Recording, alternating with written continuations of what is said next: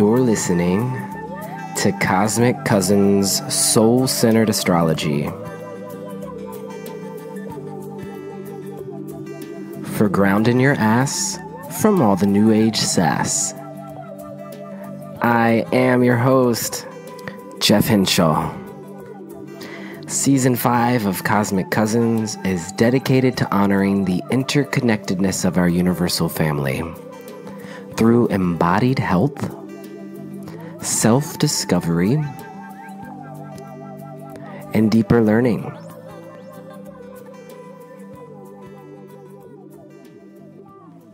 Hey, Cosmic Cousins, it is Aries season, and the world is awake here on the Northern Hemisphere. It is March 27th, 2019, if you're listening to this live, and Mercury goes direct tomorrow. And I gotta tell you, having Mercury retrograde at the beginning of Aries season was really putting a halt to our pioneering energy. Also, Chiron, the planet of the wounded healer, is at the first degree of Aries. So you might have been feeling really tender as we shifted into this Aries season. And not only that, we started this Aries season off with a Libra full moon. So Chiron in Aries, Libra full moon. So last week, we were really moving through some deep hurt and wounding around your very sense of self, Aries. So this Aries season started off in a way that wasn't as typical. So if you haven't been feeling the surge of energy or the renewal of life, know that it's on its way. This week, we're really going to be feeling the buildup, so you might really feel the shift of Aries season starting tomorrow as Mercury goes direct. I know for me, I'm really feeling that tomorrow because I'm off for a 4-day weekend road trip to Sedona. My partner is a travel writer, and he has a travel writing gig there this weekend in Sedona. So I'm tagging along for that, and I'm feeling the shift of this Aries energy. This whole past week, it's been much more with myself. Like for the full moon, my ceremony was just being with myself. I didn't want to be too much out in the world.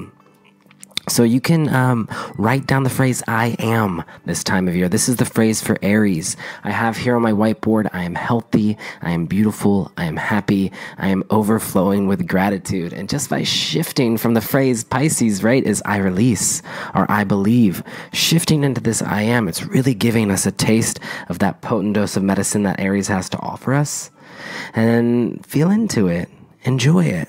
A little bit more that we can look at for this Aries season of 2019 is that we can look to the ruling planet, right? So the ruling planet for Aries is the great planet of divine action, of divine masculinity, of ambition, of willpower, Mars. And so Mars right now is in the lovely sensual sign of Taurus. So it's the time for us to be directing our ambition towards earthly matters, which kind of sounds a little bit like tax season. So getting your taxes in order will be really great, connecting to your body in some sort of way, moving a little bit slower this week, because then on April 1st, which is Monday, Mars moves into Gemini. And so you'll feel a major shift at that time as well. So this Thursday, tomorrow, Mercury goes direct. We feel a shift.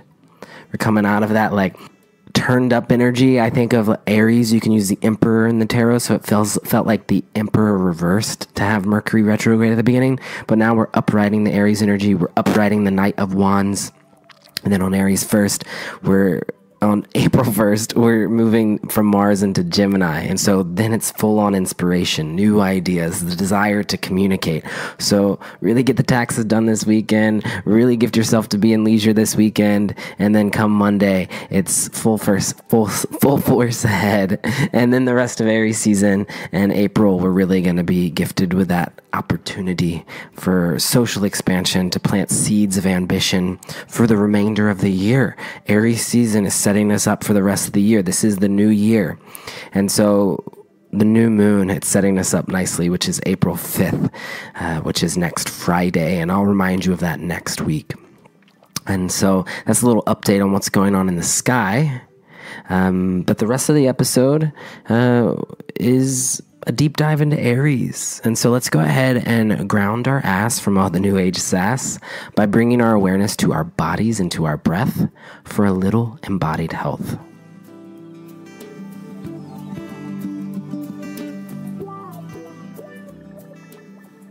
Here on Cosmic Cousins, we always carve out time to slow it down, to bring it to the body and to the breath, This time right here is just for you to get really nice and intimate with yourself through the lens of your astrology practice. So we'll start by bringing the awareness to the breath. You can take a deep inhale in and a deep exhale. And each astrological season, we get to connect to the part of the body that is associated with that astrological sign. Aries rules over the head, and you can think of the head of the ram. So go ahead, take a nice, deep, nourishing inhale into the head, and just simply notice what it feels like to breathe here today. Each breath inviting new life into this part of the body. Whatever sensations are arising for you, this is a doorway. This is a doorway leading you to a deeper connection to understanding Aries. You can take a deep breath into the brain. Aries connects us to soulful wisdom. So honor the brain and all that it does for you throughout the day. Any parts of your brain that could use some extra loving, send your breath there. You can visualize pure, radiant energy of the color white shining into the brain. Soften through the forehead. Can you notice where in space your head is? If your head is leaning forward, perhaps your mind is off in the future, thinking about what is to come. If your head is tilted back, perhaps you're thinking about something that happened yesterday or the week before. So see if you can bring a loving balance to the placement of your head. And maybe even use your hands to bring it back into alignment. So you could slightly tilt the jaw down. I like to do this because when you bring the jaw towards the sternum, just slightly, it creates elongation through the back of the neck. So Aries evolves through its polar sign of Libra, and this is to bring itself into loving balance. And we know Libra is the scale, so it is all about this sacred balance here with Libra. So in Aries, we get to pay attention to the placement of our head, and this is touching base into the loving balance between charging ahead, with our head tilted forward, and being stuck in the past. So let this act of balance and patience with this process ground the Aries energy. When Aries can evolve through Libra, Aries is no longer charging ahead. They're solid and sturdy. So Aries in the tarot, we were saying, is symbolized by the Emperor. This is a figure rooted in their power. We were saying Mars, the planet of divine ambition, is also taking this fire and it's rooting it through manifestation. So as you breathe into the head and find this balance here, I want you to connect to your root chakra, the base of the spine. And you can locate it with the breath by breathing right into the anus. This is the root chakra center. Muladhara is a Sanskrit word. It means root support. Soul-centered Aries is grounded, empowered, sets clear boundaries, is not using their fire to destroy, but is using their fire to own their individual rights, to honor the past, to honor those who carved out a path before them, and to utilize their energy here now, this fire, to pave a path for future generations. Breathe into the head, breathe into the root.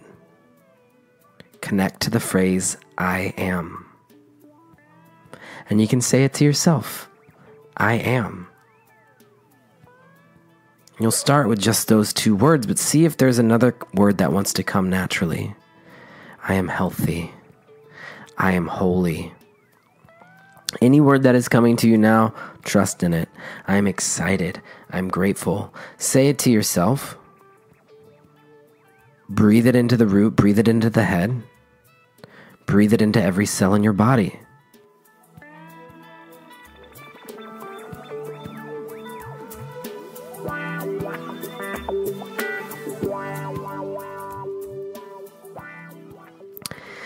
Thanks for being here, cousins. We have a really exciting episode for you this week. I'm going to be announcing our 16 Aries Queens for the Queen of Aries series. And oh my goddess, these Aries Queens are full on. They're activists, they're pioneers. So I'm excited to share that with you. And then we have the incredible Heidi Rose Robbins on the show today. Many of you know Heidi and love her. I've gotten so many messages from you saying how stoked you are that she is here on the show. Heidi is an esoteric astrologer based in Los Angeles. And during our time together, we talk about so many incredible Aries themes. We talk about the esoteric ruling planets for Aries, which are Mercury and Uranus. Heidi breaks it all down for us. We discuss many other topics, including burnout, devotion, poetry, understanding the North Node, the importance of Mercury and Mars, why Aries is most likely to ask advice from a Virgo, why Aries is most likely to collaborate with a Scorpio. We get to listen to a poem by Heidi called I Know a Woman Who. We enjoy an Aries embodiment of the wretched state of Aries and the high vibe state of Aries. We also get to hear this really cute clip of Heidi at the age of 3 singing an astrology song. And of course, we find out who Heidi is predicting to be our Queen of Aries.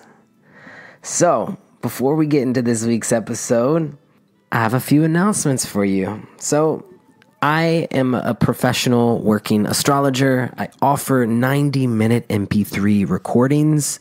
They're personalized readings just for you from a soul-centered perspective. It's an in-depth interpretation of your birth chart. And since it's a recording, you can listen to it whenever you want. It's great for a person who's wanting to deepen their connection to themselves, but also to deepen their astrology practice and studies. So you can find that information out at astrologycousins.com.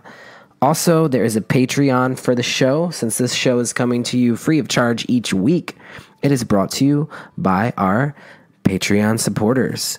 So you can go to patreon.com/Cosmic Cousins if you'd like to be a supporter. If you listen to the show every week, you could make a monthly contribution today. And every dollar helps to bringing this offering to you. And so this week we have a new Patreon supporter. So big special shout out goes to Lee Fulton. Thank you so much, Lee, for becoming a Patreon, and to all of the other Patreon supporters for being here and tuning in each week. That's all I have for announcements this week. I'm going to keep it simple and sweet. I also offer mentorships too. And I'd love to work with you one-on-one if you're wanting to deepen your studies. So that's all at astrologycousins.com. If you're interested in tarot, brooklynfools.com. And for now, let's go ahead and get into this week's episode.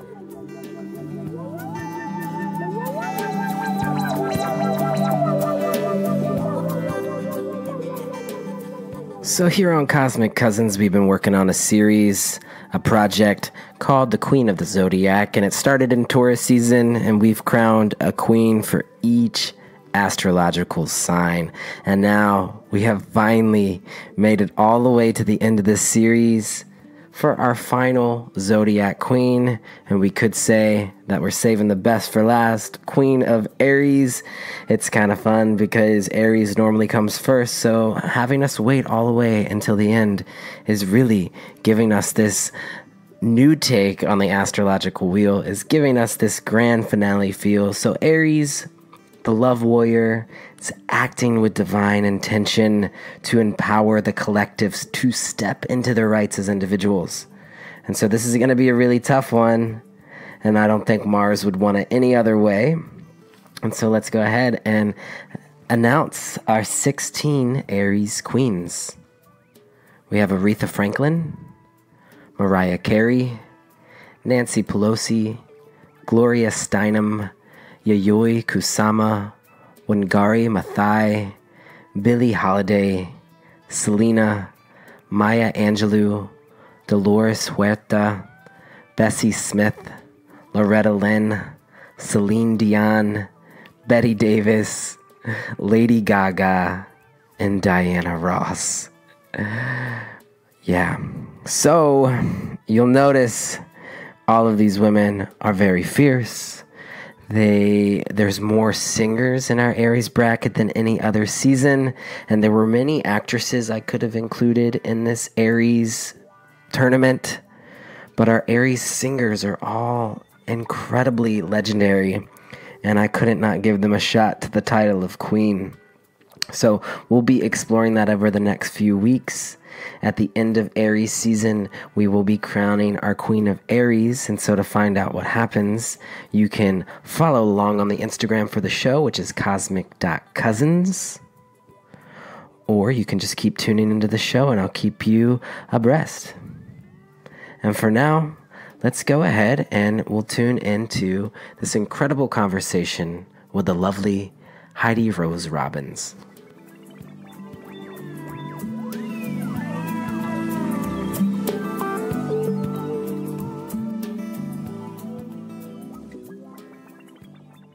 Well, cousins, today on the show we have some very good company. I have a special place in my heart for the Aries here with us today. You probably already know her, but if you don't, you're going to fall in love. She is the author of the Daily Moon Notes on Instagram and the host of the podcast, The Radiance Project. So I'm feeling really excited and also just really grateful and humbled for the opportunity to sit down with the incredible Aries, Heidi Rose Robbins. Oh, that's beautiful. Thank you, Jeff. I'm so happy to be here with you. I'm so happy to have you on the show, too. So I'm going to tell you a little bit more about Heidi Rose Robbins. Heidi is a poet and astrologer who embodies love and courage. Her first book of poetry, This Beckoning Ceaseless Beauty, was published in 2013. Heidi has supported many men and women through life transitions as an esoteric astrologer and as the leader of the Radiant Life Retreats, in which she teaches women how to live fuller, more expressive, and courageously loving lives. And Heidi lives in Los Angeles. Thanks for being here. We're neighbors, yeah. Cosmic cousins and neighbors. Yeah. I think in a very Aries way, I wanted to start our time off together with a bang. Yes.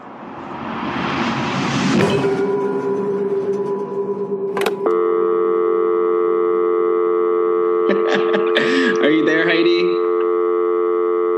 Are you there? Oh, no. Okay. You started off with a bang.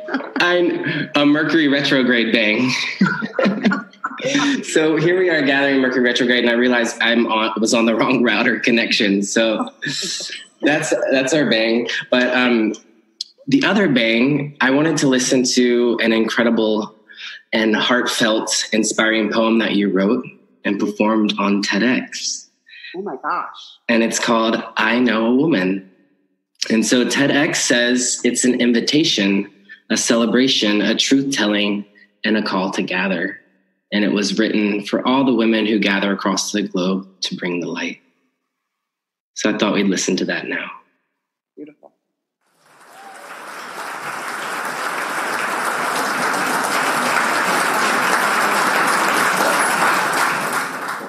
This is a poem that I wrote for us for today.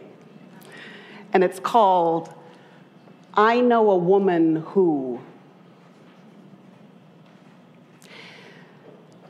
I know a woman who is exhausted. She works midnight hours, carving out the time she needs from days given twice over to all who require her care. She forgets to put herself in her own arms, neglects to feed the very woman who feeds all other need. I know a woman who is climbing Kilimanjaro, 19,000 feet of unstoppable courage, but does not fully know her own majestic light. I know a woman who is wrenched with too many goodbyes in too short a time, whose heart burns daily for all who are in pain. I know a woman who is banishing fear, ushering it out of her house. It held sway one too many years, now she is done. I know a woman who found an empty room. She is scrawling on the walls. She is splashing paint. She is making noise. She is dancing a fiery dance. She is willing to fail. I know a woman who quit her job and every day makes friends with her unknown. I know a woman who holds us with prayer. I mean prayer that can change your life. I know a woman who is enraged, pain stitched in her pockets, tears waiting to be shed, who now must open her mouth and speak or shout or sing her truth. I know a woman, a warrior queen, whose little girl heart needs a lullaby. I know a woman who cracks herself open to be boundless love, a priestess of raw devotion.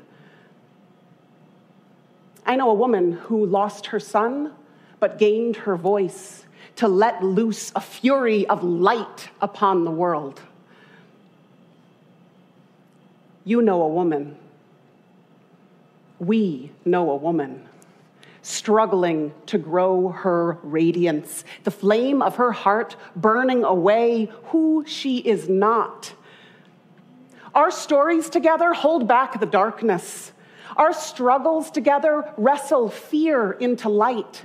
Our bodies together, collectively breathing, breathe a breath that forges the new. So yes, and yes, and yes, let us rally to birth the light. Buoy one another, stand fully alive. Let us breathe upon the flame. There is no longer time to sit at home at the kitchen table and weep for a fractured world. The doors of our hearts are swinging open. We are calling to one another. Our arms are outstretched. We are joining hands. The birth cry of the new world is a song sung by women, silenced for centuries, heard now when we gather in the name of light. Oh, women, blind me with your radiance. Bear witness to one another. The time has come. We have everything to give to a world that needs nothing more than our fierce, present love.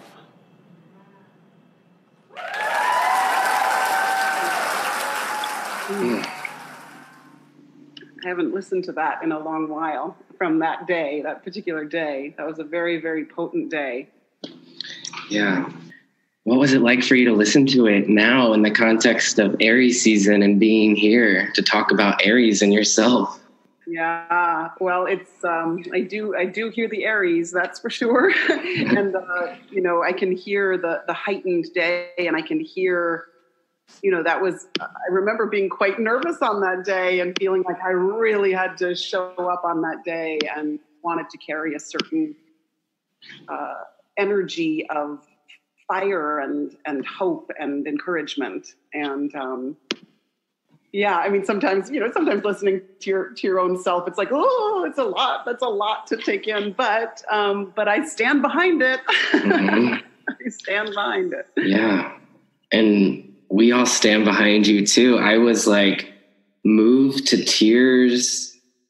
I felt chills down my spine throughout the poem. And the incredible thing about Aries is that Aries is not just shining an individual light as a pioneer, but they're also shining a light to us as individuals. And so to highlight all of these different women and their story was so profound. And there's so many Aries themes taking place in this poem. And so I thought during our interview, we could literally use the poem as a framework for talking about you and your life and about Aries, soul-centered Aries, all of it. Love it. What a good idea. So let's start with the first line. I know a woman who is exhausted. Aries, as a fire sign, has this fierce pursuit and ambition and is filled with vitality in life. But if Aries isn't careful, if we aren't careful during Aries season, and if fire signs aren't careful, we can burn out. That's the nature of fire. So I wanted to start out there and say, as a fire sign, what is your relationship to burnout, and how do you deal with this fire energy? How do you keep the fire alive? How do you stoke the fire? Yeah, that's a beautiful question. My relationship to burnout is that I'm kind of always at its door, but I'm also kind of exhilarated at its door. So there are moments when I definitely fall into the abyss of too muchness. And then there are moments where I feel like I'm really riding the current. And my greatest joy is creating the new.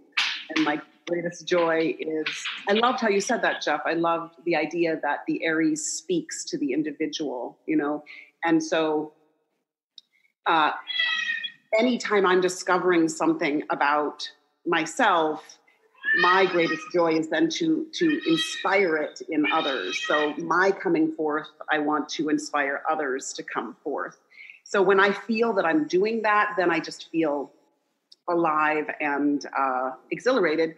But I will say I've not figured out the burnout piece. Yeah.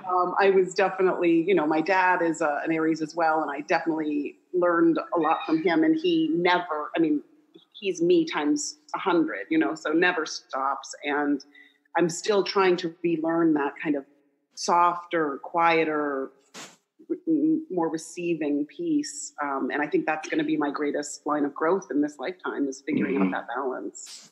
Yeah. And you're opening a window for us into understanding soul-centered Aries, which is finding a loving balance with Libra energy, which is, in one hand, Libra could be enjoying the sunset, enjoying art and beauty. It's Venus, right? So there's that balance there. Let's go to our next line. She works midnight hours, carving out the time she needs from days given twice over to all who require her care. She forgets to put herself in her own arms, neglects to feed the very woman who feeds all other need. This made me think about you and your connection to being a wife and a mother. And as we're talking about Aries evolving through Libra, one of those ways is Aries can become soul-centered when they learn the art of collaboration and partnership. And I'm curious, what's been your experience as an Aries with partnership? And your partner, I think, is a Taurus, right? Yeah, with Venus in Aries. So he and Mercury in Aries. So, you know, it's interesting, Jeff, because I am, you know, from the chart, I'm not a pure typical Aries, in that my ruling planet Mars is in Libra and my esoteric ruling planet Mercury is in Pisces. So it softens the Aries considerably. And I also have Saturn sitting right on my sun in Aries. So I have these major qualifiers.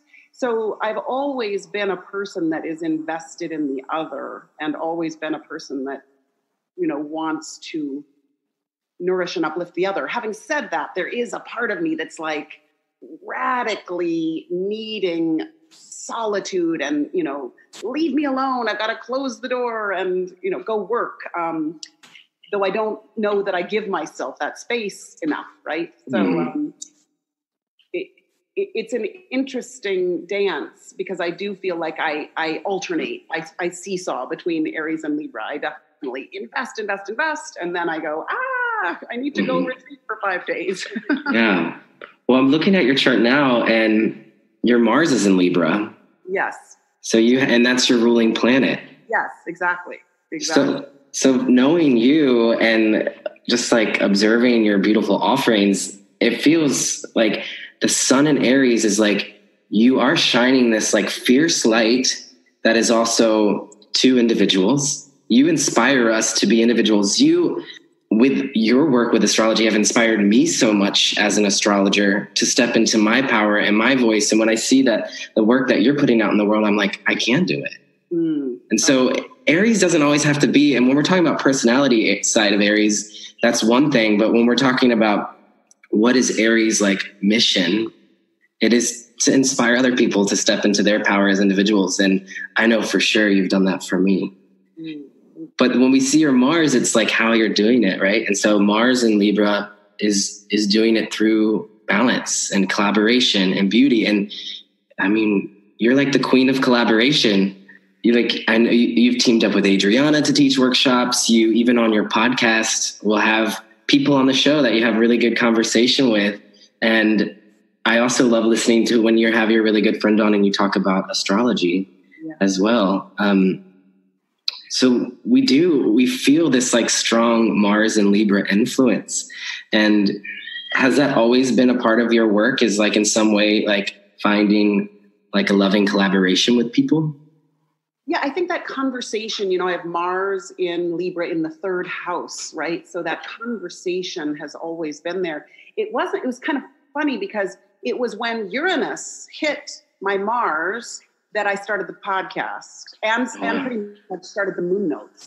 So, that lineup like ignited that position. But for 20 years before that, I'd been having conversations. I've been working as an astrologer. So that's an hour-long conversation into the depths of things, So it's all, and friendships and relationships and community building has always been a huge part of my life. And I've built community through one-on-one coffee dates. You know what I mean? Like totally. The community grew through investment in individual conversations, And I love that you're saying coffee dates, because I like to look at each house in the chart as like a place. And I often say the 3rd house is a coffee shop.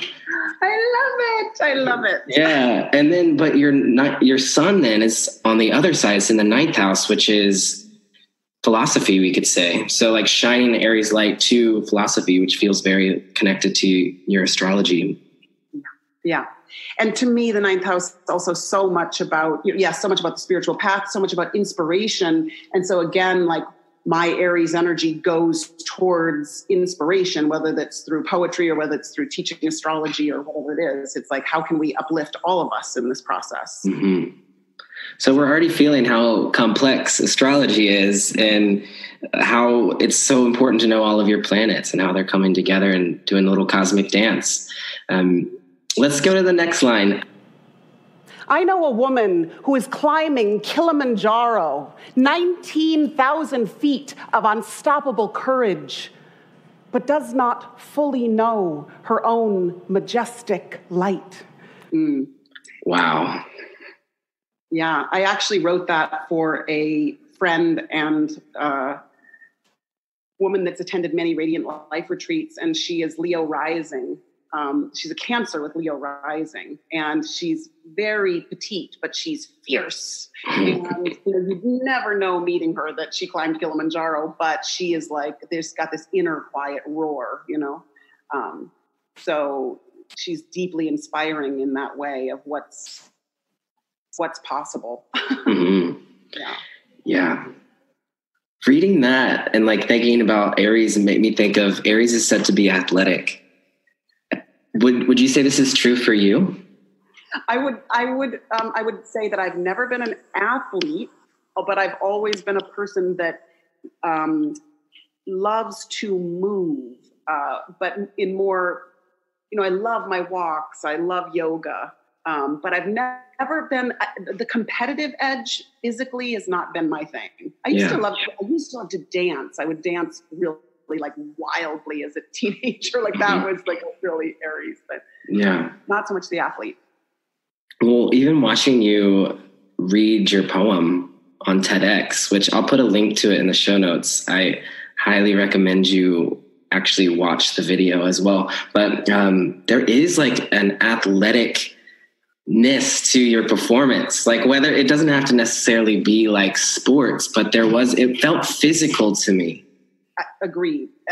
I guess what we're talking about is I'm a deep believer or I love embodiment. Embodiment is everything. So if I feel the life energy in moving in a person, and I need to feel it moving in myself, then I'm ignited. And so yes, that's 100%.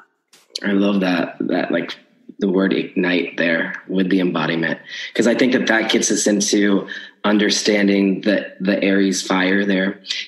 I was thinking about the first 4 signs in the astrology journey and the connection that they hold with one another. And the way that I look at them is that they are our conscious signs. And I feel the first 4 signs, Aries, Taurus, Gemini, Cancer, have, to me, a down-to-earth quality. There seems to be like they're like here in the now in some ways. And so that I feel like those 4 figures are embodied. But when you're saying ignited through the embodiment, felt Aries to me. What, like, as an astrologer, what is your take on the first 4 signs of the journey and the medicine that they have to offer us as the first 4 signs of the cycle? Yeah, well, you could zoom up and you could, well, let's actually just say, yes, first of all, I feel them deeply personal. It's deeply embodied, deeply personal, deeply subjective.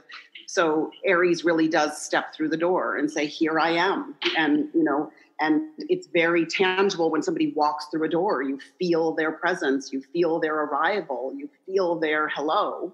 And then the Taurus energy immediately says, and this is what we're going to manifest here, what we're going to build here, And so immediately there's a tangibility that I think you're talking about.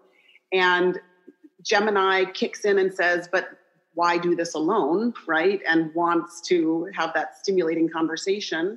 And Cancer somehow, I think, creates the very necessary home, the very necessary foundation for the self that walked through the door to stand as her ground, But I also like to think about those 4 signs as like the beginning of the journey for a soul. So in Aries, we're stimulated by the very idea of incarnation comes to play. In Taurus, the desire to embody a physical body.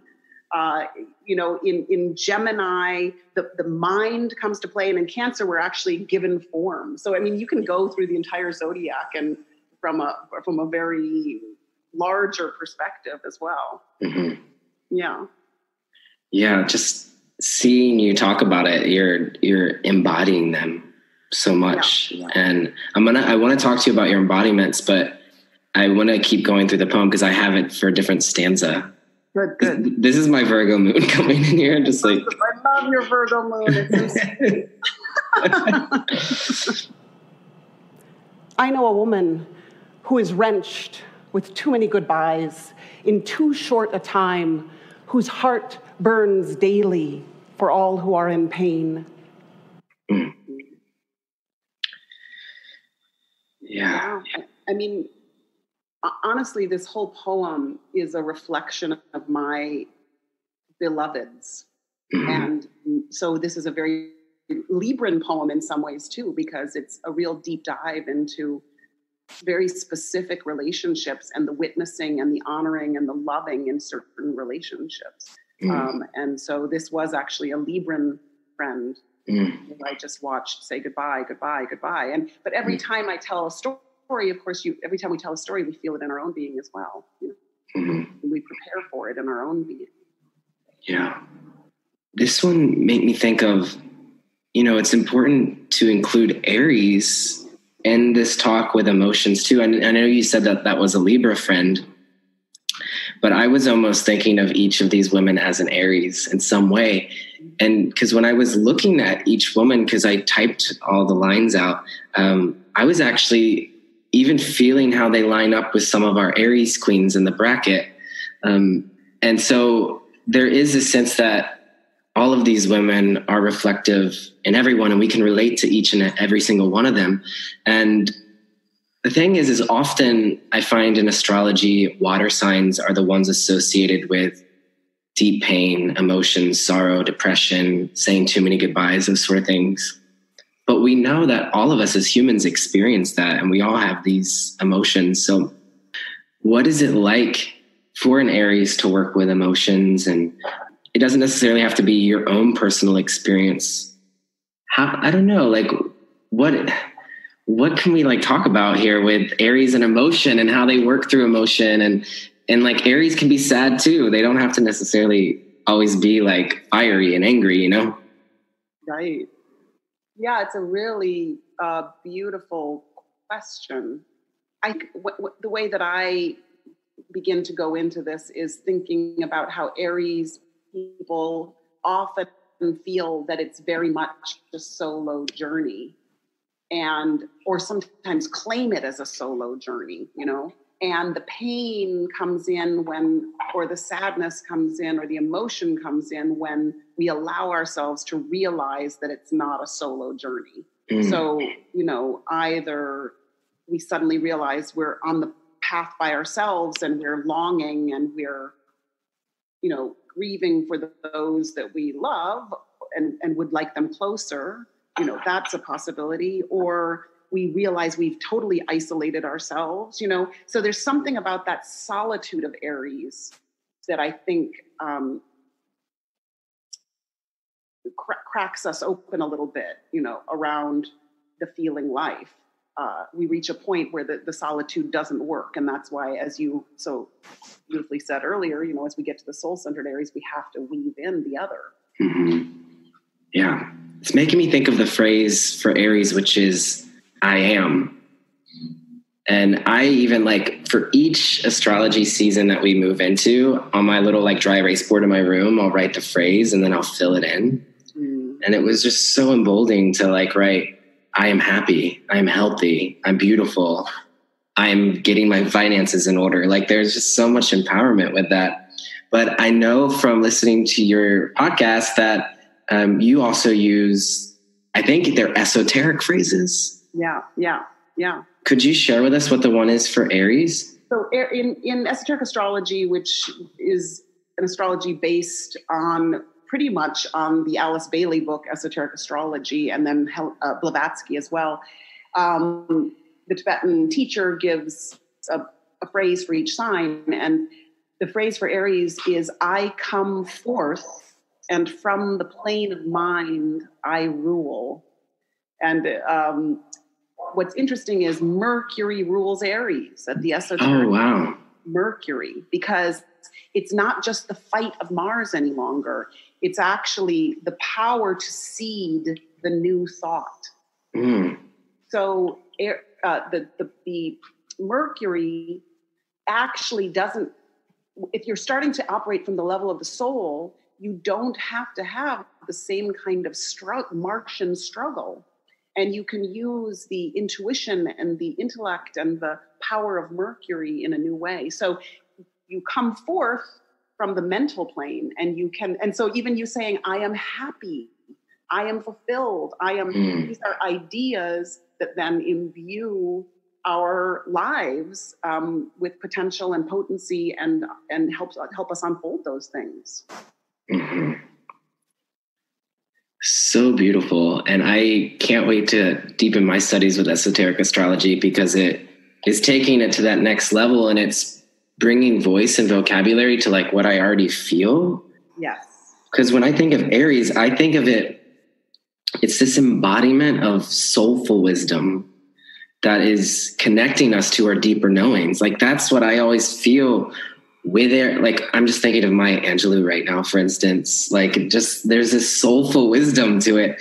And I know that from you and your work too. So cool to like think about. And that's like sort of like really just like so expanding to imagine Mercury as the ruler for Aries. But it makes sense for me because I put some tarot cards out here that are Aries cards. And there's ones that are traditionally connected to Aries and ones that I use when I'm like wanting to tune into Aries. And the one that I like to use for Aries is the Magician, but this is not a traditional card for Aries. The Magician is Mercury. Perfect. You intuitively knew this. So that's like kind of validating like my like intuition with it, but I don't know, what does it bring up for you when you see this Magician card? Well, I guess, I'll just, what I feel like the highest and the lowest meet. I feel like there's something about that expansion between the hands, as above, so below. I feel, I love the infinity sign above. Look at all the flowers. Yeah. All the beauty all around the edges here. Yeah. Yeah. The infinity symbol above the head is also making me think of Aries and its connection to the head and this wisdom. And does Aries also connect us to the brain? It's sounding like it does. Yeah. If you want to really blow your mind, in esoteric astrology, there are 3 levels of planets. There's the personality level, the soul level, and the spirit level. And at the hierarchical or spirit level, the planet Uranus rules Aries. And at the soul level of Libra, it rules Libra. So Uranus is another planet that's deeply connected to the Aries-Libra opposition. So talk about the new archetypes. And, do you have a card? I have the Uranus card out too. I'm loving this. Oh my God, I love it. Oh, yes. Yeah. The Fool. So this is like traditionally Aquarius's card, the Fool, because it's Uranus. But I feel it so much with Aries because, and I even think in your poem, there's a line of someone who embodies the Fool to me. And maybe a few of them do, which will kind of reflect when we get to the other lines. But yeah, I don't know. What does it bring up for you when you look at the Fool? I love the Fool. I love the Fool. It's so interesting. I'm going to Ireland in June, and I see the cliff, right? And all you see in Ireland when you're looking at pictures is the cliffs. And I love that feeling of the willingness to step into the unknown and the willingness to dare yourself.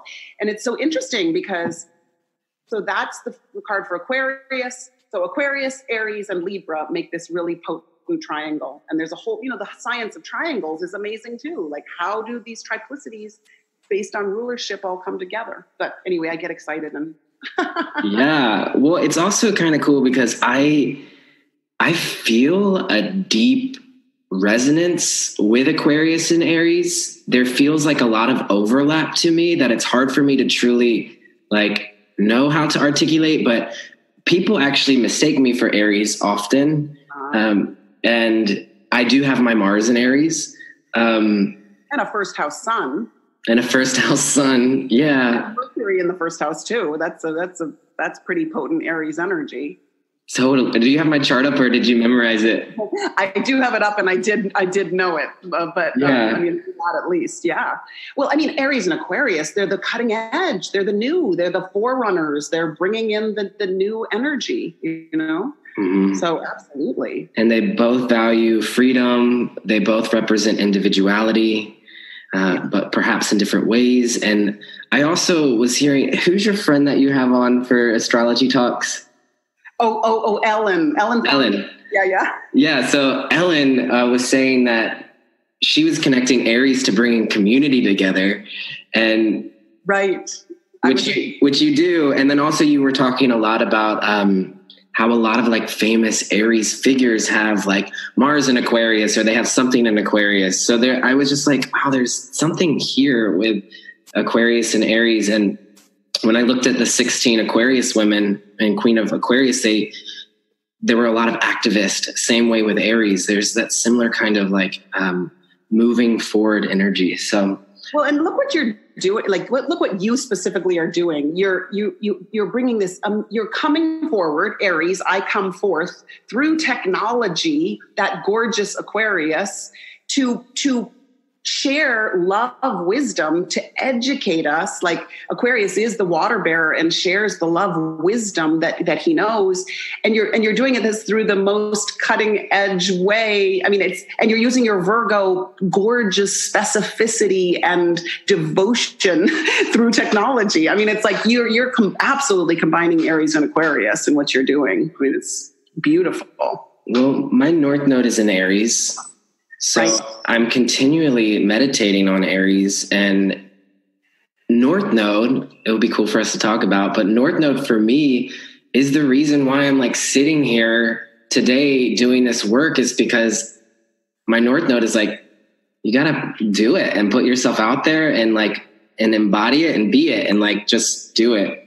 Yeah. Just go for it. Like, that's like my North Node is like continually encouraging me, and especially because it's in my second house of like finance, like pioneering a path to make your own money. Like, that's one way that I connect with it. So, what is your relationship to North Node? North Node feels, in essence, to me, very Aries-like. I think of North Node and South Node as feeling like the Aries Libra kind of like polarity as well, where South Node would feel a little bit more like Libra, like kind of maybe what we might fall into. So what is your North Node in, and how do you look at North Node as an astrologer? Yeah, I like to say that the North Node is kind of like a mini rising sign, that we're really calling in this energy, and that it is a great point of cultivation and a place to which we are headed, or the qualities we're cultivating. And the South Node is something we understand deeply. And it could be even like the communities from our past, or lives from our past, or it's not something that we need to dwell in. We need to move towards the North Node. My North Node is in Taurus, and it's at the top of the chart. So I have a similar thing as you, Jeff, in the sense that it's like, okay, we've got to make it real. You got to manifest it. We've got to feel the value of it, feel the worth of it, stand for it, not apologize for it, and make it tangible. So I think, the North Node's very important to look at. There's a wonderful astrologer named Nicholas Nealon who every year gathers at this conference that I go to, that my father started 30 years ago. And he talks about the, Rahu and Ketu, the North Node and the South Node. He talks about it almost like an infinity symbol, in that once we evolve the highest of the North Node, that we actually can return to the South Node and evolve that. And yes, he's holding up the magician, exactly, that we keep building. We keep evolving, and we revisit. We don't just stay focused on the Aries. You're always weaving in the higher aspects of the Libra as well. Beautiful. So Capricorn Moon, and you've mentioned your father. I sometimes think of like Capricorn Moon as some sort of karmic connection to father. You have a very unique upbringing in that your father is also an astrologer. Yeah. I don't know. Could you tell us a little bit about that? Like, what was it like growing up, like with astrology as a vocabulary? And was it something that was taught to you from a young age? Yeah, absolutely. I did learn it with my ABCs. So I did learn the Zodiac Song and the Planet Song. And I have a recording of me on my site actually singing when I was 3 years old, singing the Zodiac Song. And so Heidi sent me that recording in an email. So we'll listen to that now. This is Heidi singing the Zodiac Song at the age of 3. On this 9th day of September, 1970. Okay, Heidi, you want to sing your song? Aries, Taurus, Gemini, Cancer, Leo, Virgo, Libra, Scorpio, Sagittarius, Capricorn, Aquarius, Pisces. Now I know my zodiac. Just what do you think of that? That's what do you think of that? So it definitely was a huge part of my life. I would come downstairs in the morning. My dad would get up at 4 a.m. and he would read the Alice Bailey books and study astrology. And we lived in North Dakota, so it was freezing. So he would be sitting on this chair with all these blankets and underlying his books, and he lived to study and he lived to teach. And though as a child, he was an opera director. I mean, when I was a child, he was an opera director, but he was always interested in the metaphysical. And he too is in Aries, and he and I share a lot of things: Venus in Taurus, Jupiter in Cancer, a lot of overlaps. So I always was looking at things from a more subtle perspective.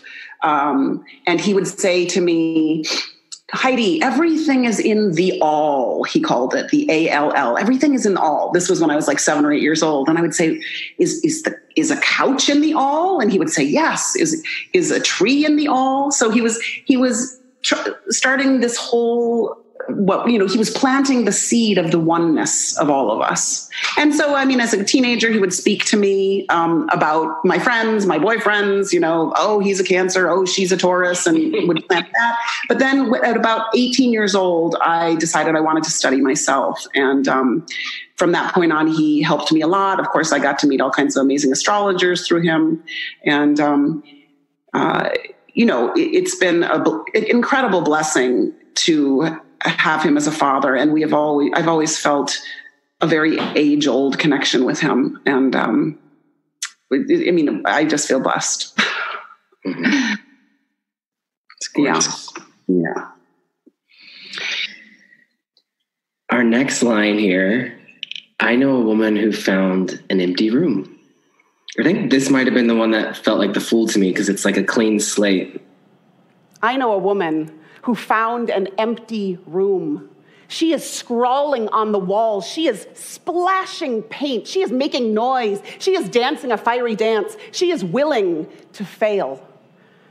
Which also felt like the fool to me too. And that one reminded me like of, how I was saying like each line felt like a different queen in our Aries bracket. That one felt like Yayoi Kusama to me, who is an artist.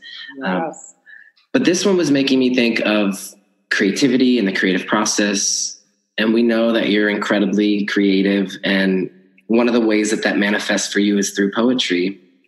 And your Mercury is in Pisces, which in some capacity feels very poetic to me. And also a lot of the Aries queens who have Mercury in Pisces are the singers too.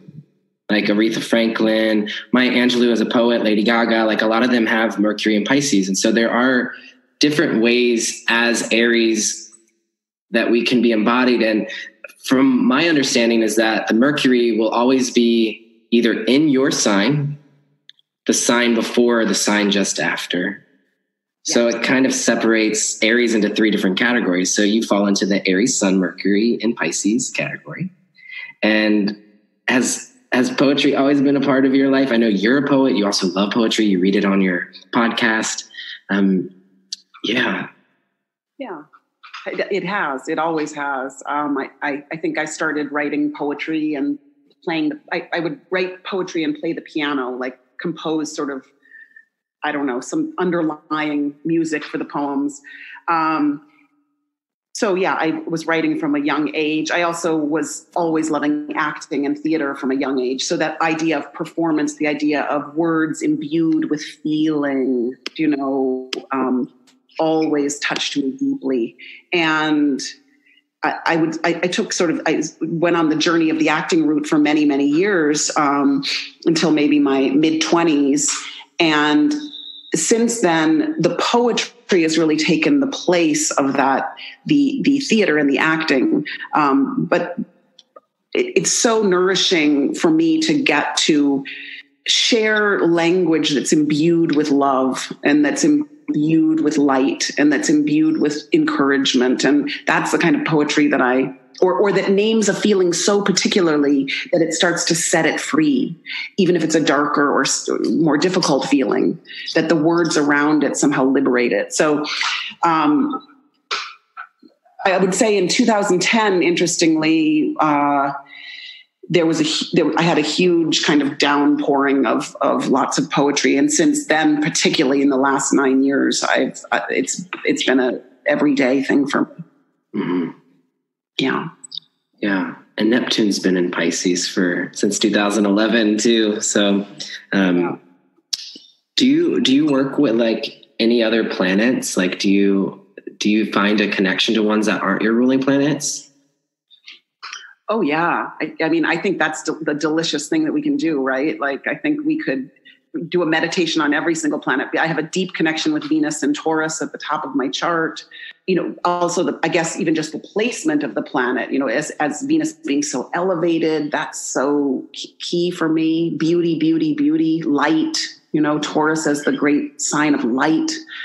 I definitely am connected to, I have a sort of grand trine in water. So, definitely connected to the Mercury, the Neptune, the Jupiter in Cancer to me feels very key because I really do have a great need to be inclusive and to let the circle grow ever more so that we include more and more until we just include us all, Mm-hmm. But yeah, sometimes what I do is I take a planet and I write in first person. So I'll write to myself in first person. So I'll write as Uranus or I'll write as Jupiter and I'll bestow my gift upon, we do this sometimes at the retreats too. Wow. And then you get this whole gorgeous monologue of offering from each planet. Beautiful. So you're really like hearing like the monologue and knowing that you do embodiments and all of this. You're coming from this background, which you just mentioned, of being a teacher, of acting. And even my roommate used to be one of your students. So we had this like cool connection. When I was on your podcast, you posted a picture of us and then I reposted it. And he was like, oh my gosh, is that Heidi Rose Robbins? So embodiments. This is what feels like to me just one of the many things that is so unique to your offering, that you have a team of actors who will act out the different signs, the different planets, and how they connect to the different signs. And I went to your live podcast recording a few months back, and my partner got the wonderful gift of being chosen in the raffle to have his chart like embodied on stage in front of everyone. And there's tears and there's laughter, and just like it opens up so many windows to like different chakra centers. That's the best way that I can articulate it. Like maybe it's opening up a window to the heart, or opening up a window to the solar plexus, or to the throat. Maybe finally you can speak something because you're seeing it in front of you. So incredible to get a reading, but when you see it embodied, it just takes it to that next level. So when did that idea come to you to embodying the chart? I think actually it's another like lineage thing, because my father has always been a teacher. And from the age of, 19 or 20, I started going to his classes, and he taught a lot of astrology, but he also teaches something called rayology, which is a deeply connected to esoteric astrology. So he would do embodiments of the rays, and I'd be like, oh, that's amazing. Like, I understand it now. I see it now. He wrote monologues for each of these particular ray energies.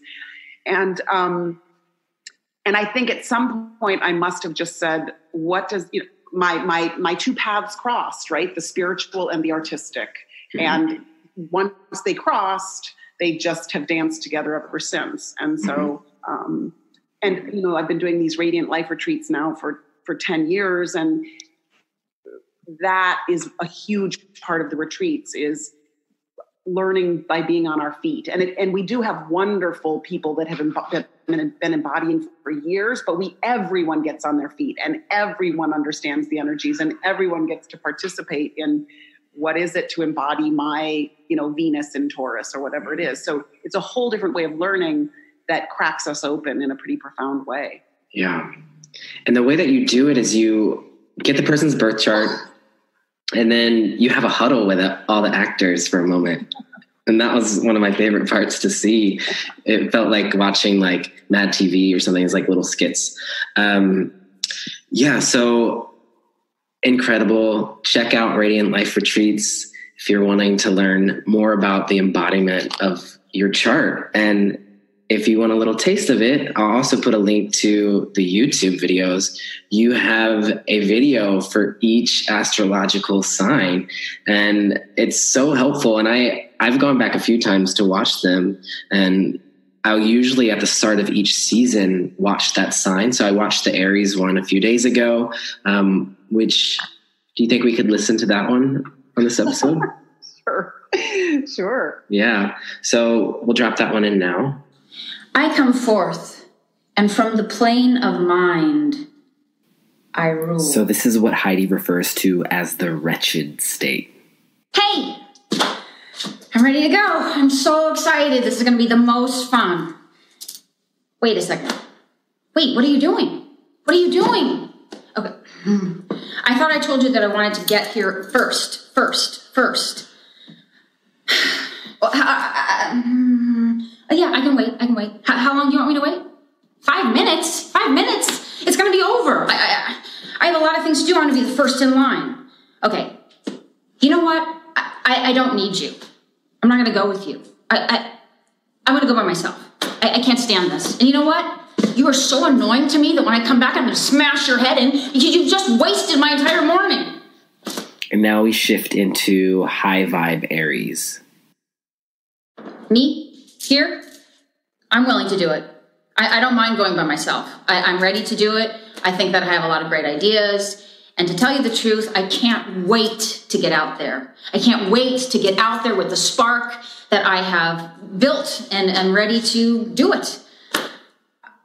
Let me lead you. Let me go forward. Let me go before all of you because I have a lot of things to offer.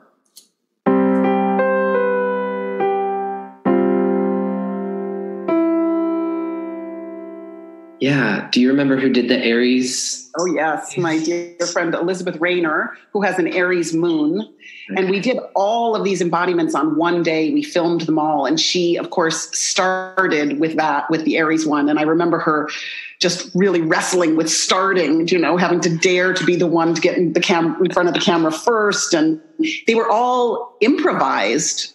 So that too was a big deal that they were sort of making it happen in the moment. I would plant seeds, but they're all such beautiful actors that they made it happen. And so, and she's very feisty. Elizabeth's a Scorpio sun and an Aries moon. So she's got such strong Mars energy. And you feel it. You really feel it. Yeah. Yeah. So I know a woman who quit her job and every day makes friends with her unknown. I know a woman who quit her job and every day makes friends with her unknown. Andy from Queens on Instagram writes in, when did you determine you were ready to start reading professionally? That's a great question. So let's see. It was the late 90s. What I've been doing is I've been doing charts for friends and doing them for free. And I've been preparing for hours and hours and hours before every chart. And I think it was finally, right before I left Seattle in the late 90s, I think I started charging okay, you can pay me $40, or something like that. And I just dared myself into that territory at a low rate and then just kept practicing. And when I moved to LA in 2000, I had a real Aries advocate friend who was like, you got to do this and you need a website and And she really was wonderful. And she also had strong Aquarius. So she encouraged me to just start offering. And then in 2003, I had my daughter. And what happened was that I had been preparing. And then in 2003 with my daughter, I said, no time to prepare. And I sat down and I would look at the chart for 10 minutes ahead of time. And then we would just dive in. And suddenly my readings were 10,000 times better because I had done my work. I had put in my Capricorn Moon time. I had studied, but now it was ready to let the intuition fly and be in the moment and not worry about everything, all the information that I'd gathered, what was key to this moment right now with you and I, Which that just a spark feels very Aries, but we feel the square with your Capricorn Moon there too. And the need to study and, How do you feel with how does your Capricorn Moon and Aries Sun get along? And do they?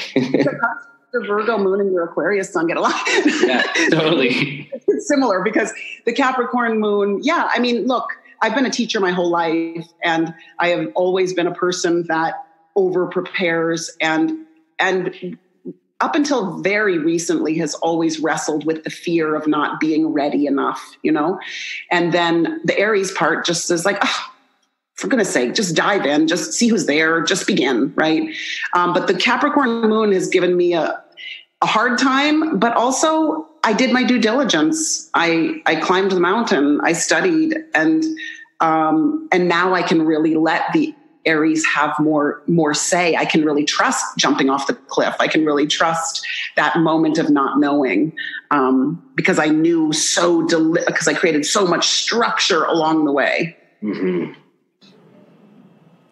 I know a woman who holds us with prayer. I mean, prayer that can change your life. I know a woman who is enraged, pain stitched in her pockets, tears waiting to be shed, who now must open her mouth and speak or shout or sing her truth. MXRSSA on Instagram writes, what advice do you have for a triple Aries who can't control her mouth? I love that, a triple Aries. Well, I would hope that her Mercury was in, or my Mercury was in Pisces, so there was a little relief there. No, I mean, look, you just pause, really, you pause. And that's the first thing you do is you watch yourself say what you don't want to say. Like you observe, you become the sole observer, and you say, wow, look at me going, look at me saying what I, maybe should think about for a moment. And then you catch yourself and you actually say, nope, I can pause. And you take a Libran breath, and you count to 10 with Libra. And then you put your hands over your heart, or remember the heart center, and remember the love that wants to pour through the Aries fire. Like the Aries fire must always be fueled by love. So you fuel your words with love. Sometimes you need that Aries fire to really make a change, and then you let loose. But a lot of times you don't, So it's the breath, it's the pause, there are 3 words that I love: self-forgetfulness, harmlessness, and right speech. This is from also the Tibetan teacher, Jwal Khul. Self-forgetfulness, harmlessness, and right speech. So we can try to practice being harmless, and that stops a lot of words and chooses others. But wow, you must be just the most feisty, gorgeous thing. I love it. Triple Aries. I want some of that. Yes, and it's taking us right into the next line. I know a woman, a warrior queen. I know a woman, a warrior queen, whose little girl heart needs a lullaby. And so you're talking about the importance of bringing it to the heart there. Reflective on Aries is often said to be the child, so the little girl heart. I know a woman who cracks herself open to be boundless love, a priestess of raw devotion. So this one reminded me, cracking your heart open every morning for us on the Instagram.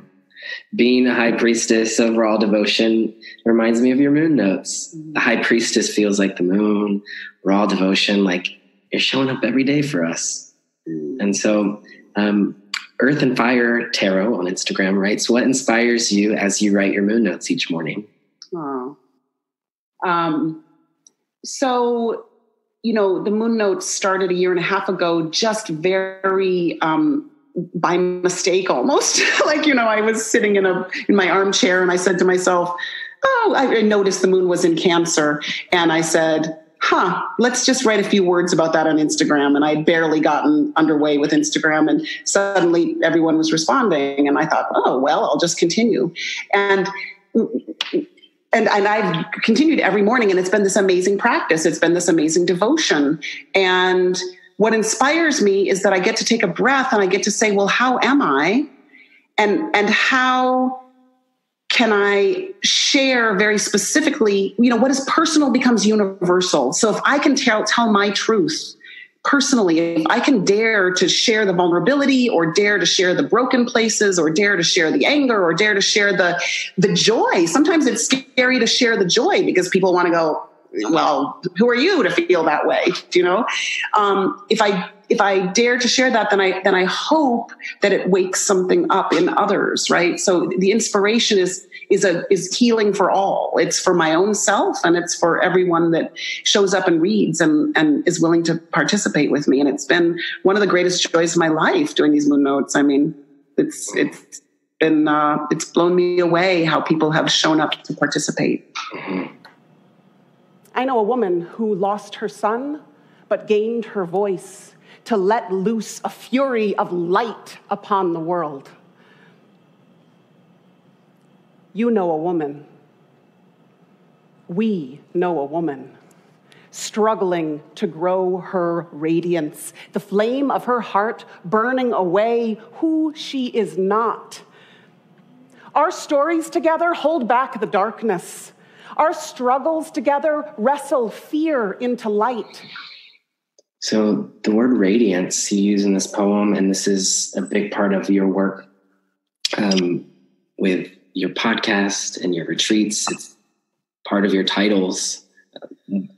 What does this word radiance mean to you? And it's also it's like expanding us into your Leo rising too. Yeah.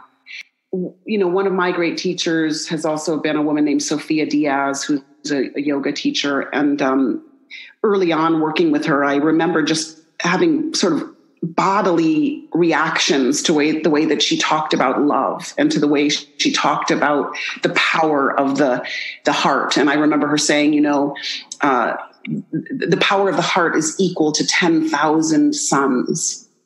And I have always been connected with the heart center and the energy of the heart. And the heart, of course, is connected with Leo. And I have always held the image of a sun at the center of my chest and the blazing warmth and radiance of the heart center. But I also think there's a radiance that is like the crown, like the crown center.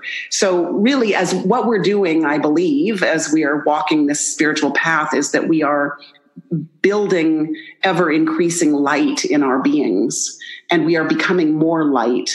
And by the time we reach the end of our journey, we are sort of nothing but light. So how do we ignite our heart? How do we ignite the light within us so that it becomes inspiration for everyone else to turn up the light in theirs? Because only light will outshine the endarkened places. And that's what we need to do, is we need to outshine the endarkened places within us and without us. And light is inductive. If I'm a light, then you sitting with me will be more encouraged to grow your flame. So the word radiance is, it's a big one for me. Our bodies together, collectively breathe a breath that forges the new. So yes, and yes, and yes, let us rally to birth the light. Buoy one another, stand fully alive. Let us breathe upon the flame. Yeah, which is Aries in essence, is this new life. It's funny, Jeff, because I'm gonna give a talk on April 13th in LA, and I am calling it the fire of love and the fire of daring. And I'm going to offer it. I just realized today it's in my friend's studio, and she's named the studio Forge. So I was like, okay, that's a very appropriate place to talk about fire. And what can we, fire can clear away obstruction, and it can blaze us forward into the new. And we feel that when we look at our 16 Aries Queens. Yes, I loved them. I love reading about them, of course. Mm-hmm. Something I noticed when I look at them, which something we might not normally think about with Aries, or at least me, but when I started thinking about all my Aries friends, I was like, oh, totally. There's such a warmth to the Aries faces. And I think we often will say Leo's the one that's warm and radiant. But if we really look here, there's a beautiful smile on most of their faces. And they feel to me, even though there is a diva side to some of them, there is an invitation to be in their warmth with them. And I feel that from you. What did you, when you looked at all of them together, what was your initial response to them all? Well, first of all, my response to all of them is just, again, a bow to you, because you are doing such an important Aquarian work. Like, you are representing humanity. You are, it's a beautiful, diverse group, which is so important and so key. And then, I was deep. It's interesting because this whole thing about the face, right? Mm-hmm. Aries, of course, rules the head, but it also, the face is even, oftentimes the head is a little bit larger with an Aries, so there's more face. And, there was the man, Lon Chaney, he was the man of 1,000 faces, who was the Aries. So I think a lot of feeling comes through the Aries just because of the sheer surface available, right? But I was moved particularly by, I would say I was moved very much. I was enjoying, you put the moon signs as well. And I was enjoying the flavor of like Wangari Maathai, like, let's plant trees, and that she's an Aquarius moon, let's do something that benefits all, or the singers that are coming forth with their gorgeous activism, but they have all that beautiful Pisces energy. I don't know. I just think every single one of these women is unapologetic about her vitality, and is an activist in whatever area she has chosen. Yeah. And today, Moon is in Sag, which is the Selena day. It's fun for me to kind of like think about the sun moon combo and like how it lines up with women. So like a few days ago it was Scorpio, and I was like, oh, this is our Mariah Carey, Lady Gaga day. Sun in Aries, moon in Scorpio. Yeah. So Billie Holiday has a Capricorn moon. Yeah. I wanted to look into her for that very I was like, oh, let me, she's got a ton of Pisces too, right? Mm-hmm. Her Mercury's in Pisces too. So you two are cosmic cousins for sure. And then Maya Angelou has a Leo rising, which is like you as well. Oh, I love that. Yeah. So if you were to predict, or who do you think you would say is Queen of Aries? Okay, let me see. I would just very spontaneously in an Aries fashion, I would narrow it down to Maya Angelou, Aretha Franklin, Lady Gaga. Yeah. Lady Gaga, oh my God, she's so Aries. Born this way. I mean, it's, yeah. I was even thinking about Gaga as like the sound a baby makes. It's like there's just a lot of themes with her, and something about her being the youngest one in some ways feels kind of Aries, but we'll see. It would be hard for me to vote Lady Gaga over Maya Angelou. Exactly. I would, I would have to say Maya Angelou at Barack Obama's inauguration, reading the poem. I can't remember the exact title, but it was like The New Day. It was called something about the break of dawn or something. It was so Aries. I thought, a poet with this gorgeous presence, like inaugurating a new era. I mean, it was just unbelievable. Yes. And yes is one of the words that you even said in the poem too. I remember now, I think you repeated it a few times, which feels like a very Aries phrase to me. There is no longer time to sit at home at the kitchen table and weep for a fractured world. The doors of our hearts are swinging open. We are calling to one another. Our arms are outstretched. We are joining hands. The birth cry of the new world is a song sung by women, silenced for centuries, heard now when we gather in the name of light. Because in your chart, there's just this particular thing that really speaks to that line. And also the work that you're creating in the world is that you have Eris in Aries and Black Moon Lilith in Aries right next to your sun. And other famous figures who have Black Moon Lilith hanging out next to their sun, Rosa Parks, Sun in Aquarius, Black Moon Lilith in Aquarius, shining a light to the repressed humanity. Princess Diana, Sun in Cancer, Black Moon Lilith in Cancer, was shining a light to the oppression within this patriarchal system and giving a voice to mothers to be okay with their depression or to be okay, like writing their own vows. So do you work with Black Moon Lilith, which is this point of the repressed feminine, and Aries, which is the warrior feminine, who's said to be Mars's sister? It's just so potent in your chart. It's right at the same degree as your sun. Yeah, I love that. I don't work with them enough, but I have been recently investigating, and I do like that idea of, just the way you've been putting it with Black Moon Lilith, the shining a light, and I would say my whole life has been shining a light on, the daring to step forward as your true radiant soul self.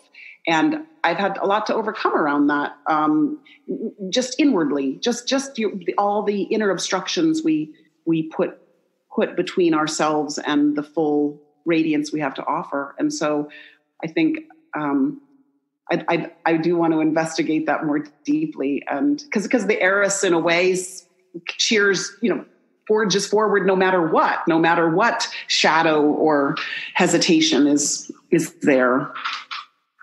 And then Saturn's hanging out in Aries there too, asking you to commit to it. Yeah. And I always think of Saturn as the greatest opportunity. And at first it's a lot to overcome, but it's the doorway of opportunity. So I get to finally own it. I get to finally own that Saturn, and not cast somebody else as the authority, which I did through a lot of my life, I think. And, just own what I know. I don't know everything, but I know a few things, and I can try to share them, and it's a joy to share them. So, oh, women, blind me with your radiance. Bear witness to one another.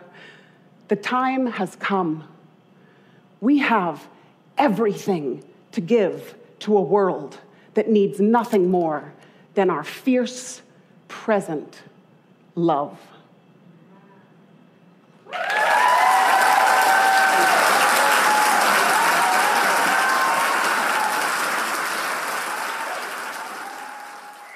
And of course, I have to say, for the first time at the Radiant Life Retreat just a couple weeks ago, I invited men, and it was beautiful. There was only 2 men.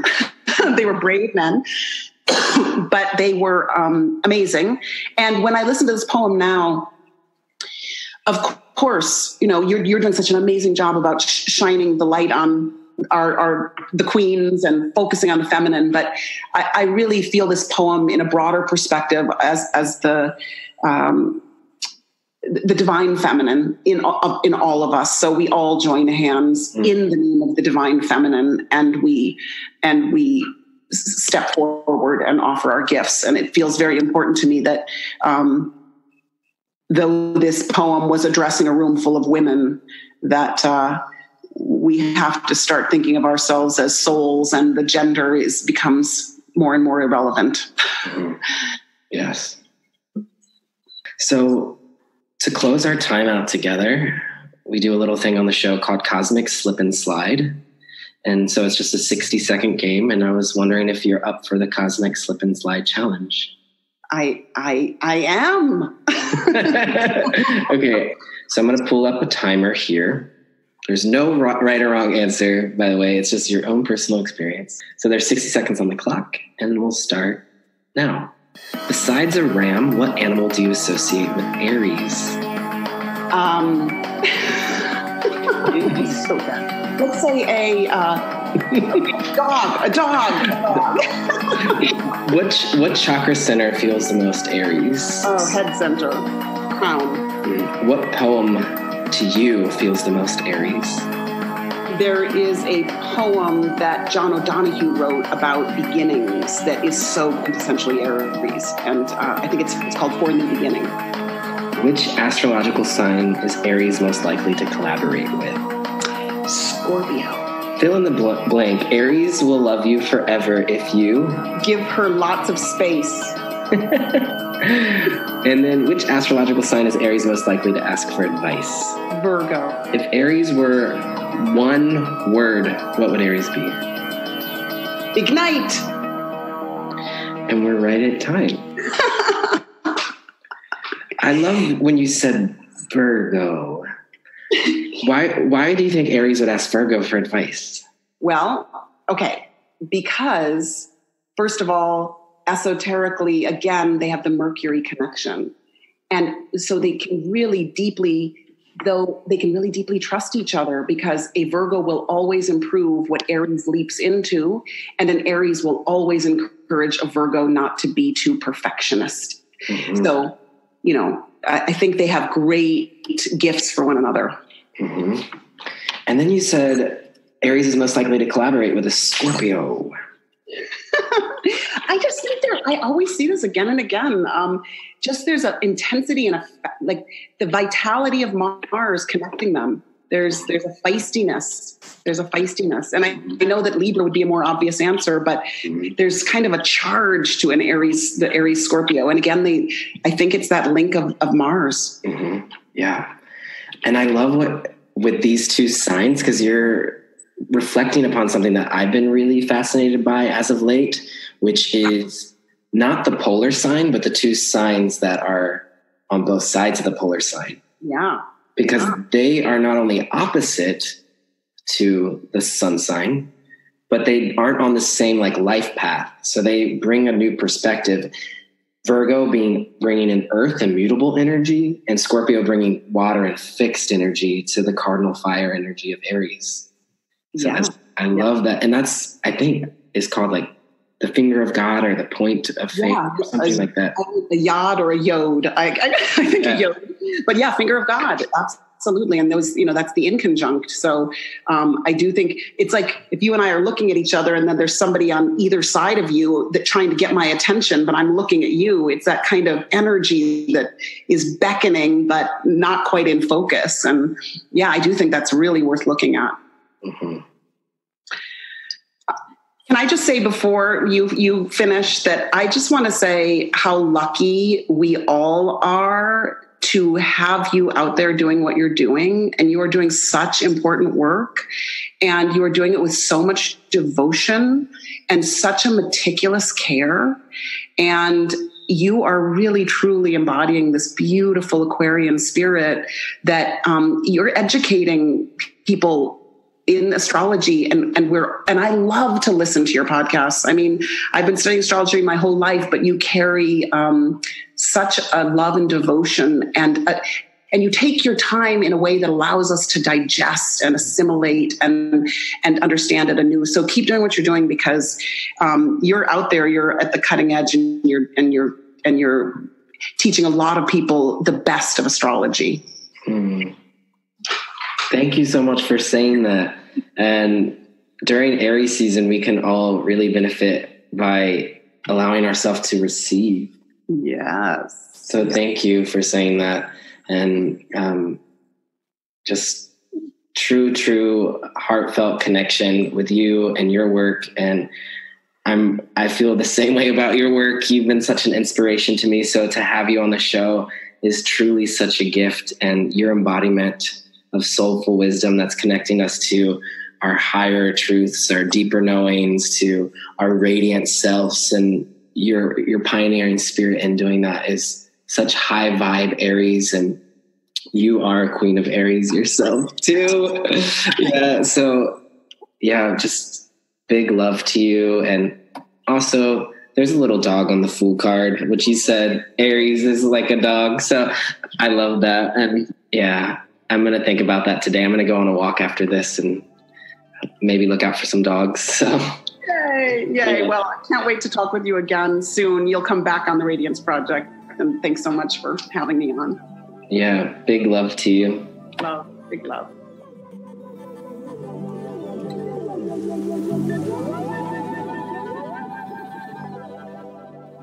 Wow. I really enjoyed that time with Heidi Rose Robbins. Thanks again for being on the show. And thanks to all of you for tuning in each week. and for carving out this space in your life. astrologycousins.com, cosmic.cousins on Instagram, patreon.com/cosmiccousins. Leave 5 stars, some comments and love, and I'll see you next week. Take sweet care, cousins. And remember, deep breaths.